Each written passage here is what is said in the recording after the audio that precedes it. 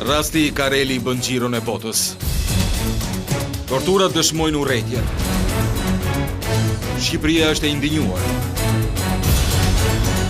Po tek ne, si trajtohen të burgosurit? Ka raste dhune? A dalin ato në publik? Apo torturat mbyllen në izolim? Drejtohen trafiqe nga hekurat e qelis?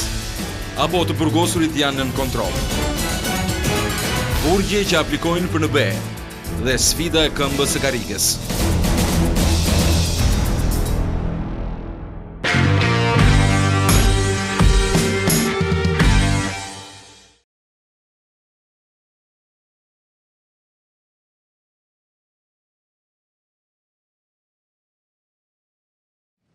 Debati mbi ushtrimin e dhunës në burgjet greke mbi shqiptarët duket sikur ende nuk ka sosur dhe paralelisht ne haruam hallet dhe problemet këtu në Shqipëri, në shtëpinë tonë. Por a ka dhunë institucionale në burgjet e Shqipërisë? Raportet e organizatave Amnesty International apo Departamentit Amerikan të Shtetit, veçanërisht dekadën e fundit, e kanë konfirmuar këtë. Unë jam këtu në një prej rajoneve të kryeqytetit, në rajonin numër 2, i cili, siç e shikoni, me ardhjen e qeverisë së re, me ardhjen e ministrit të ri të rendit, po mëson ndryshime. Pas meje nuk ka më mur. Ai muri Belinit, i cili i ndante komunitetin nga policia, i cili fshikte në mënyrë djallëzore atë çka gatuaj brenda. Atë dhunë që shpeshherë bënte që shqiptarët ta kishin frikë policin. Shqiptarët të mos e shifnin si partnere.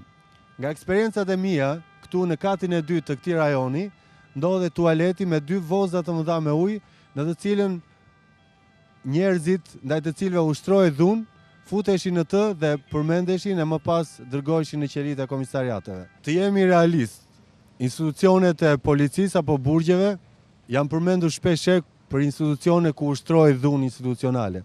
Por me sa po shohim gjërat kanë ndryshuar. Udhëtimi jonë nis këtu, në një nga rajonet e policisë së Tiranës, për të vazhduar më tej në një nga burgjet e kryeqytetit, ku vetë protagonistët flasin nga afër për realitetin nëse ka apo nuk ka dhunë. Gjatë periudhës që unë jam ripozicionuar në rolin e drejtorit të institucionit JVP Ardan Misa, nuk ka pasur në asnjë vetëm moment dhunë ndaj personave të paraburgosur. Kështu që në rastin konkret të paraburgosur që na ndodhi në rastin në Greqi me Ilia Tendin, Karelin, u shokuam të gjithë sepse ky është një rast që është i papranueshëm dhe është i paprecedent, do thonë, nga ana e tyre. Kurse në burgjet tona këtu të garantojmë, të jap garanci maksimale që këtu nuk ka dhunë dhe të paraburgosur këtu kanë mundësinë dhe të ankohen me shkresat e tyre. Brenda institucionit kanë dhe linja telefonike që është Mobitel, kompania Mobitel, që ato kanë direkt akses që të komunikojnë me avokatën e popullit, me drejtorin e përgjithshëm, me të gjithë.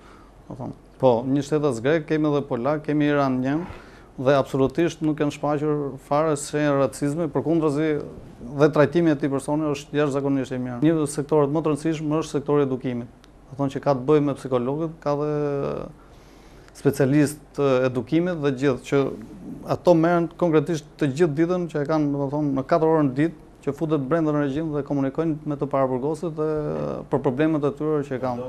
Unë ndodhem i privilegjuar që kam nderin që të përfaqësoj një drejtorinë e përgjithshme duke drejtuar institucione paraburgimit 313 dhe kjo është një përgjegjësi e madhe që unë e kam marrë mbi veten, po dhe është dhe krenari që nga ky institucion është ndërtuar, ka shumë kohë që është ndërtuar dhe këtu kanë kaluar shumë të paraburgosur dhe është bërë histori në këtë paraburgim dhe unë mendoj që kjo punë sa vjen dhe bëhet më lehtë sepse dhe njerëzit kanë filluar të ndërgjegjësohen dhe të paraburgosen dhe gjithë. Unë kam kaq kohë këtu dhe nuk ka ndodhur asnjë sherr, absolutisht asnjë vepër